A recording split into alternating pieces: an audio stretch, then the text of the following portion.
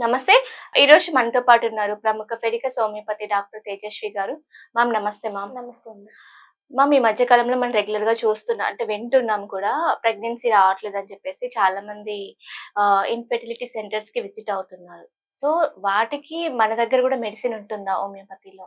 Definitely అండి. Infertility కేస్‌లో homeopathy చాలా ఎఫెక్టివ్‌గా వర్క్ అవుతుంది. హ్మ్. అంటే ఇన్‌ఫెర్టిలిటీ కేస్ అంటే వాళ్ళకి ఎందుకు ప్రెగ్నెన్సీ రాకపోతుంది? ఓకే. దానికి మెయిన్ కారణం ఏంటి? ఎలాంటి సమస్యలు ప్రాబ్లమ్స్ ఫీల్ అవుతున్నారు? ఎలాంటి సమస్యలు ఫేస్ చేస్తున్నారు? ఓకే. దాని ప్రకారం ట్రీట్మెంట్ ఇవ్వడం జరుగుతుంది. హ్మ్. దీంట్లో మేల్ రెస్పాన్సిబిలిటీ ఉంటుంది. ఫీమేల్ రెస్పాన్సిబిలిటీ కూడా ఉంటుంది. మనం ఓకే. ఫీమేల్ గురించి మాట్లాడుకున్నాం అనుకోండి. ఎందుకు ప్రెగ్నెన్సీ రాలేకపోతుందంటే వాళ్ళకైనా గర్భాశయంలో గడ్డలు కానివ్వండి, లేదంటే హార్మోన్స్ సరిగ్గా లేకపోవడం వల్ల, ఓకే. డయాబెటిస్ వల్ల కానివ్వండి, లేదంటే ఇన్ఫెక్షన్స్ కానీ గర్భాశయ ఇన్ఫెక్షన్స్ అంటుంటాం. ఈ ఇన్ఫెక్షన్స్ వల్ల వస్తుంటాయి. ఇంకా కొంతమందికి గర్భాశయం వీక్‌గా ఉంటది. హ్మ్. మరి కొంతమందిలో గర్భాశయం అనేది స్మాల్‌గా ఉంటది. ఓకే. నార్మల్ సైజ్ షేప్ కంటే కూడా ఆ సైజ్ తగ్గడం అంటే షేప్ అనేది డిస్టర్బెన్స్‌గా ఉండడం ఇలా ఉంటుందన్నమాట. ఓకే. మరి కొంతమందిలో గర్భాశయం అంతా నార్మల్‌గా ఉన్నా కూడా వాళ్ళకి ప్రాపర్‌గా ఎగ్ రిలీజ్ అవ్వదు. హ్మ్. పీరియడ్ సమస్యలు అనేటివి ఉంటాయి. వీటి కారణంగా ఆ ప్రాపర్‌గా కన్సెప్షన్ అనేది డిఫికల్ట్‌గా డిలే అవుతూనే ఉంటది. ఓకే. మరి కొంతమందిలో ఏజ్ పరంగా కూడా డిలే అవుతూనే ఉంటది. హ్మ్. ఆఫ్టర్ 35 ఇయర్స్ తర్వాత ఆటోమేటిక్‌గానే ఫిమేల్స్‌లో ఎగ్ ప్రొడక్షన్ తగ్గిపోతుంది. ఓకే. సో, ఈ 35 తర్వాత కూడా ఆ ఇన్‌ఫెర్టిలిటీ కేసెస్ ఎక్కువ చూస్తూ ఉంటాం. నార్మల్‌గా హోమియోపతి ఎలా యాక్ట్ అవుతుందంటే వాళ్ళకి సింప్టమ్స్ ఏమున్నాయి? ఈ ఫిమేల్స్‌లో కూడా ఉంటాయి. వాళ్ళకి పీరియడ్ సైకిల్స్ ఎలా ఉన్నాయి? రెగ్యులర్‌గా మంత్లీ ఓకే. పీరియడ్స్ వస్తున్నాయా లేదా? ఆ పీరియడ్ డ్యూరేషన్ ఏ విధంగా ఉంది? అందులో ఏమైనా ప్రాబ్లమ్స్ ఏమైనా ఉన్నాయా? అబ్నార్మాలిటీస్ ఏమైనా ఉన్నాయా? చూసుకుంటూ ఉంటాం ఫస్ట్. దాని తర్వాత స్కాన్ రిపోర్ట్స్ చూస్తాం. ఓకే. అంటే గర్భాశయం నార్మల్ సైజ్ షేప్‌లో ఉందా? లేదంటే ఏమైనా లోపల అడ్డుగోడలు కానివ్వండి, లేదంటే గడ్డలేమైనా ఏర్పడ్డాయా? ఇది చూసుకుంటుంటాం. లేదంటే బల్కీ యూట్రస్ కానీ, లేదా ఏమైనా అడినోమైసిస్ కానీ ఇలాంటి కండిషన్స్ ఏదైనా ఉన్నాయా అసెస్ చేసుకోవడం జరుగుతుంది. ఓకే. దీని తర్వాత హార్మోనల్ ప్రొఫైల్ చూసుకుంటాం. హ్మ్. థైరాయిడ్ ఇంబాలెన్స్ ఏదైనా ఉందా? ప్రాపర్‌గా ఈస్ట్రోజన్, ప్రొజెస్టెరాన్ హార్మోన్ రిలీజ్ అవుతున్నాయా లేదా? లేదంటే ఇంకేమైనా హార్మోనల్ ఇంబాలెన్స్ ఉందా? ఈ డీటెయిల్స్ మొత్తం చెక్ చేసుకోవడం జరుగుతుంది. మెయిన్‌గా సింప్టమాటిక్ ప్రకారం ట్రీట్మెంట్ ఉంటుంది. ఇన్ కేస్ ఆ సింప్టమాటిక్‌గా హిస్టరీ మొత్తం తీసుకున్న తర్వాత అప్పటికి ఇంకేది ఐడెంటిఫై చేయలేకపోతే అప్పుడే ఇన్వెస్టిగేషన్స్ చూస్తూ ఉంటాం. ఓకే. అందులో ఏమైనా అబ్నార్మాలిటీస్ ఏమైనా ఉన్నాయా అని చూసుకుంటూ ఉంటాం. మరి కొంతమందికి ఎలా అంటే వెజైనల్ ఇన్ఫెక్షన్స్ ఉంటాయి. సర్విక్స్‌లో కానీ వెజైనల్ ఇన్ఫెక్షన్స్ అనేవి ఉంటాయి. వాళ్ళకి గర్భాశయం అన్ని నార్మల్‌గా ఉంటాయి. ఎవ్రీ మంత్ పీరియడ్స్ రెగ్యులర్‌గా ఉంటాయి. కానీ ఇన్ఫెక్షన్స్ ఉంటాయి. ఇలా ఇన్ఫెక్షన్స్ ఉన్నప్పుడు వాళ్ళకి ఏమవుతుంది స్పెర్మ్స్ అనేవి ఈజీగా లోపలికి పాస్ అవ్వవు. అంటే ఆ బయట చనిపోవడం జరుగుతుంది. ఓకే. సో, ఆ ఇన్ఫెక్షన్స్ ప్రొవైడ్ చేయడం జరుగుతుంది. వైట్ డిశ్చార్జ్ ఎలా ఉంది? లేదంటే ఎక్కువ సెక్రీట్ అవుతుందా? కలర్ మారిపోతుందా? ఇంకేమైనా వాళ్ళకేమన్నా బర్నింగ్ సెన్సేషన్ కానివ్వండి, బ్లీడింగ్ ఏమైనా అవుతుందా? ఇంటర్‌కోర్స్ తర్వాత ఇవన్నీ కన్సిడర్ చేయడం జరుగుతుంది. ఓకే. ఈ ప్రాబ్లమ్స్ చూస్ చేసుకొని వాళ్ళకి సింప్టమ్స్ బేస్ చేసుకొని మెడిసిన్స్ ఇవ్వడం జరుగుతుంది. ఈ ఓకే. మెడిసిన్స్ ఎలా యాక్ట్ అవుతాయంటే, వాళ్ళకి హార్మోన్ బ్యాలెన్స్ ఉందనుకోండి, ఓకే. ఆ ఓకే. ఇంబాలెన్స్ సెపరేట్ చేసేలాగా, హ్మ్. మళ్ళీ హార్మోన్స్ రెగ్యులరైజ్ అయ్యేలాగా, బాడీ హార్మోన్స్‌ని నేచురల్‌గా ప్రొడ్యూస్ అయ్యేలాగా హెల్ప్ చేస్తుంది. ఓకే.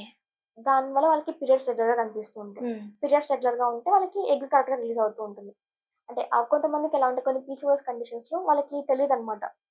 వాళ్ళకేమో పీరియడ్స్ రెగ్యులర్‌గా ఉంటాయి. కానీ ఎగ్ రిలీజ్ అవ్వదు. హ్మ్. ఇలాంటి వాళ్ళు ఫాలికల్ స్టడీ చేపియడం జరుగుతుంది. ఫాలికల్ స్టడీ చేపించడం వల్ల కరెక్ట్ టైంకి ఎగ్ రిలీజ్ అవుతుందా లేదా? ఓకే. లేదంటే ఎగ్ రిలీజ్ అయిన ఎగ్ మెచ్యూర్ ఎగ్ కాదా? లేదంటే ఇమ్మెచ్యూర్ ఎగ్స్ ఏమైనా రిలీజ్ అవుతున్నాయా? ఓకే. వీటిని కూడా చెక్ చేయడం జరుగుతుంది. ఓకే.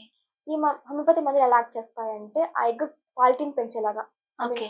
మంచి క్వాలిటీ ఎగ్ రిలీజ్ అయ్యేలాగా, గర్భాశయం స్ట్రెంథెనింగ్‌గా ఉండేలాగా, వీక్‌గా హ్మ్. లేకుండా హ్మ్. బేబీని హోల్డ్ చేసుకునే కెపాసిటీ ఉండేలాగా హెల్ప్ చేయడం జరుగుతుంది. ఓకే. దీంతో పాటుగా ఆ వెజైనల్ ఇన్ఫెక్షన్స్ కానీ, సర్వైకల్ ఇన్ఫెక్షన్స్ కానీ, ఆ సింప్టమ్స్‌ని బేస్ చేసుకొని మెడిసిన్స్ ఇస్తాం. దీని ద్వారా ఆ ఎలాంటి సైడ్ ఎఫెక్ట్స్ లేకుండా నేచురల్‌గానే ఆ సింప్టమ్స్ అన్ని తగ్గిపోతే, దాంతో పాటు ఆ ఇన్ఫెక్షన్స్ ఇంకా ప్రోగ్రెస్ అవ్వకుండా, ఇతర ఆర్గాన్స్ వరకు పాస్ అవ్వకుండా హెల్ప్ చేస్తాయి. ఓకే. సో, అదొక ట్రీట్మెంట్ అన్నమాట. మరి కొన్ని రేర్ కండిషన్స్ ఎలా ఉంటదంటే, వాళ్ళకి యూట్రస్ చాలా చిన్న సైజ్‌లో ఉంటది. హ్మ్. అంటే వాళ్ళ బై బర్త్ నుంచి స్మాల్ యూట్రస్ ఫార్మ్ అయి ఉంటది. ఓకే. ఇంకా చెప్పాలంటే వాళ్ళకి కొంతమందికి పీరియడ్స్ కూడా సరిగ్గా రాకోకుండా కూడా ఉంటాయి. హుహు. ఇలాంటి కండిషన్స్‌లో కూడా మంచి మెడిసిన్స్ ఇవ్వచ్చు. మళ్ళీ ఆ గర్భాశయం స్టేజ్ పెంచేలాగా. మామూలుగా అడ్వాన్స్ స్టేజ్‌లో ఏం చేయలేమనమాట. అంటే ఓకే. కొంతమంది గర్భాశయం లేకుండా ఉంటాయి. అలాంటి కండిషన్స్‌లో ఏమి చేయలేం. బట్ ఆ స్ట్రెంథెనింగ్ చేసేలాగా, ఆ సైజ్ నార్మల్‌గా పెరిగేలాగా హెల్ప్ చేస్తుంది హ్మ్. హోమియోపతి. హ్మ్. బయట ఎక్కడ ఇలాంటి ట్రీట్మెంట్ లేదిక్కడ. గర్భాశయం వాళ్ళు ఎంతవరకు ఏం చేస్తారు? ఆ సింప్టమాటిక్ రిలీఫ్‌గా ట్రీట్ చేస్తూ ఉంటారు. అంటే ఐ మీన్ అవును. వాళ్ళకి ఏం ప్రాబ్లమ్స్ ఉన్నాయి? పీరియడ్ సమస్య లేదంటే ఎగ్ రిలీజ్ అవ్వట్లేదా అని చెప్తుంటారు. ఇలా అవ్వకపోతే ఐవీఎఫ్ కానీ, ఐవీఎన్ ట్రై చేయమని చెప్తుంటారు. హ్మ్. బట్ అవును. మ్యాక్సిమం గర్భాశయం చిన్నగుంది కాబట్టి బేబీ క్యారీ చేయడం ప్రాబ్లమ్ అయితుందని చెప్పేసి నెక్స్ట్ స్టెప్ తీసుకుంటారు కదా! హ్మ్. సో, మన దగ్గర అయితే గర్భాశయం సైజ్ పెంచొచ్చు అంటారు మెడిసిన్ తో. ఇది కండిషన్ డిపెండ్ అయి ఉంటుందండి. ఓకే. నార్మల్ గా ఇది ఒక ఇర్రివర్సిబుల్ ప్రాసెస్ చెప్పాలంటే. బట్ కొన్ని కండిషన్స్ లో మాత్రమే ఉంటుంది. అన్ని ఓకే. కండిషన్స్ కి ఇది వర్కౌట్ అవ్వదు. హ్మ్. బట్ కొన్ని కండిషన్స్ లో అంటే న్యాచురల్ గానే వాళ్ళకి సైజ్ చిన్నగా ఉన్నట్టయితే అలాంటి వాటిలలో పెంచొచ్చు అనమాట కొంచెం. ఓకే. బట్ అడ్వాన్స్ కేసులో వాళ్ళకి ఆల్రెడీ రిపీటెడ్ అబార్షన్స్ అయింది, లేదంటే నార్మల్ గా ఆ సైజ్ మరీ చిన్నగా ఉన్నా కానివ్వండి, ఓకే. ఆ లోపల అడ్డుగోడలు కానీ ఏదైనా ఉన్న వాటిని ఏం చేయమన్నమాట. అవి సర్జికల్ కేసెస్ అని చెప్తుంటాం. హ్మ్. కొంతమందికి గర్భాశయంలో చిన్న అడ్డుగోడలు వాల్స్ లాగా ఉంటాయి. ఓకే. లేదంటే గర్భాశయం 2గా ఏర్పడడం కానివ్వండి, లేదంటే ఒకటే గర్భాశయంని సెర్విక్స్ 2గా రావడం, లేదంటే సెర్విక్స్ సింగిల్ గా ఉండి 2 యూట్రస్ ఫార్మ్ అయ్యి ఉంటాయి. ఓకే. అలాంటి కేసులో ఏం చేయలేం. అవి సర్జికల్ పెథలాజికల్ కేసెస్ అన్నమాట. ఓకే. అడ్వాన్స్ కేస్‌ని ఏం చేయలేం. బట్ నార్మల్‌గా ఉన్న ప్రాబ్లమ్స్ ట్రీట్ చేసుకోవచ్చు ఇన్ఫెర్టిలిటీ వరకు. వాళ్ళకి ఆ పీరియడ్స్ అయితే రెగ్యులర్‌గా అయ్యేలాగా, వాళ్ళకి ఇన్ఫెక్షన్స్ తగ్గేలాగా, హార్మోన్ ఇంబాలెన్స్ తగ్గేలాగా ట్రీట్ చేయడం జరుగుతుంది. దాని ద్వారా వాళ్ళకి సర్టెన్ పీరియడ్ టైమ్‌లో ఎగ్ సైకిల్స్ ప్రాపర్‌గా ఉంటూ, ఎగ్ క్వాలిటీ ఇంప్రూవ్ అయ్యేలా చేస్తాం ఓకే. జరుగుతుంది. దానివల్ల న్యాచురల్ కన్సెప్ట్ పెరుగుతుందన్నమాట. ఓకే. న్యాచురల్‌గానే కన్సీవ్ అయ్యే కెపాసిటీ ఉంటుంది వాళ్ళలో. హ్మ్. సో, ఇది మనం మెడిసిన్ ఇక్కడ స్టార్ట్ చేసిన తర్వాత సో, ప్రెగ్నెన్సీ వరకి అంటే మోస్ట్ టైమ్ పీరియడ్ ఎంత వరకు ఉండొచ్చు? ఎన్ని మంత్స్ కావచ్చు? మంత్సా? ఇయర్సా? ఇది మంత్సా, ఇయర్స్ అనేది ట్రీట్మెంట్ బట్టి డిపెండ్ అవుతుందండి. ఓకే. నార్మల్‌గా వాళ్ళు యంగ్ ఏజ్‌లో ఉన్నారనుకోండి, హ్మ్. 32 ఇయర్స్‌లో ఉన్నారనుకోండి వాళ్ళకి. నార్మల్‌గా ఎప్పుడు ఇన్ఫెర్టిలిటీ అంటాం? ఈ నార్మల్ రిప్రొడక్టివ్ ఏజ్‌లో ఉన్న వాళ్ళకి 12 మంత్స్ తర్వాత ఇన్ఫెర్టిలిటీకి ట్రీట్ చేయడం జరుగుతుంది. 12 మంత్స్. అంటే ఓకే. మ్యారేజ్ అయిన 12 మంత్స్ తర్వాత ఇన్ఫెర్టిలిటీ ట్రీట్ చేయడం జరుగుతుంది. ఓకే. అడ్వాన్స్ స్టేజెస్ ఉంటాయి. 35 ఇయర్స్ లేదంటే 35 ప్లస్ ఉన్న వాళ్ళైతే అలాంటి వాళ్ళు మ్యారేజ్ అయిన 6 మంత్స్ తర్వాత ఇన్ఫెర్టిలిటీ కన్సిడర్ చేయడం జరుగుతుంది. ఓకే. ఇది ఏజ్ బట్టి డిపెండ్ అవుతుంది. ఇంకా ఎంత డ్యూరేషన్ ఎలా డిపెండ్ అవుతుందంటే వాళ్ళకున్న సింప్టమ్స్‌ని బేస్ చేసుకొని డిపెండ్ అవుతుంది. హ్మ్. ఈ వెజైనల్ ఇన్ఫెక్షన్స్ కానీ, సర్వైకల్ ఇన్ఫెక్షన్స్ అనుకోండి, హ్మ్. ఇది 3-6 మంత్స్‌లో క్యూర్ అయిపోవడం జరుగుతుంది. ఓకే. ప్రాపర్‌గా కంప్లీట్‌గా క్యూర్ అయిపోయి హెల్తీగా ఉండేలాగా చేయడం హ్మ్. జరుగుతుంది. లేదా హార్మోనల్ ఇంబాలెన్స్ అనుకోండి, ఇవన్నీ కూడా 3-6 మంత్స్‌లో క్యూర్ అయిపోవడం జరుగుతుంది. ఓకే. మరి కొన్ని కేసెస్ ఉంటాయి. ఫైబ్రాయిడ్స్ కానీ, బల్క్ యూట్రస్ కానీ, అడినోమైసిస్ కానీ ఇవన్నీ. ఇది వాళ్ళ సివియారిటీని బట్టి డిపెండ్ అవుతుందన్నమాట. కొన్ని ఫైబ్రాయిడ్స్ మల్టిపుల్ ఫైబ్రాయిడ్స్ ఉన్నాయి.